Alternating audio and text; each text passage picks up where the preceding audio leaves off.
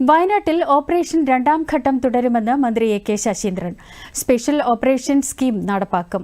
RRT സംഘത്തിന്റെ നേതൃത്വത്തിൽ 2-3 ദിവസം കൂടി സ്പെഷ്യൽ ഡ്രൈവ് തുടരുമെന്നും മന്ത്രി കോഴിക്കോട് പറഞ്ഞു. നാട്ടുകാർ കടുവയുടെ സാന്നിധ്യമുണ്ടെന്ന് പറഞ്ഞ മേഖലകൾ കേന്ദ്രീകരിച്ചായിരിക്കും പ്രത്യേക പരിശോധന നടത്തുകയെന്നും മന്ത്രി പറഞ്ഞു. കടുവ മരിച്ച നിലയിൽ ഇന്ന് പുലർച്ചയോടുകൂടി കണ്ടെത്തുകയായിരുന്നു. വനംവകുപ്പ് നിയോഗിച്ച സ്പെഷ്യൽ ഓപ്പറേഷൻ ടീമാണ് ഈ കടുവയെ മരിച്ച നിലയിൽ കണ്ടെത്തിയത്. ഇത് മലയോര നിവാസികളെ സംബന്ധിച്ചിടത്തോളവും പഞ്ചാരക്കൊല്ലി പ്രദേശ ജനങ്ങളെ സംബന്ധിച്ചിടത്തോളവും അങ്ങേയറ്റം ആശ്വാസം നൽകുന്ന ഒരു കാര്യമാണ്. ചത്തതാണെങ്കിലും കടുവയെ പിടികൂടാൻ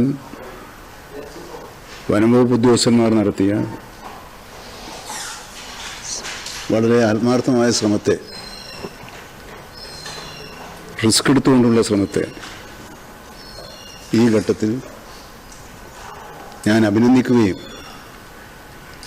പഞ്ചാരക്കൊല്ലിയിലെ ജനങ്ങളോട് നിങ്ങൾക്ക് സമാധാനമായി ഉറങ്ങാൻ കഴിയട്ടെ എന്ന് ആശംസിക്കുകയും ചെയ്യുന്നു.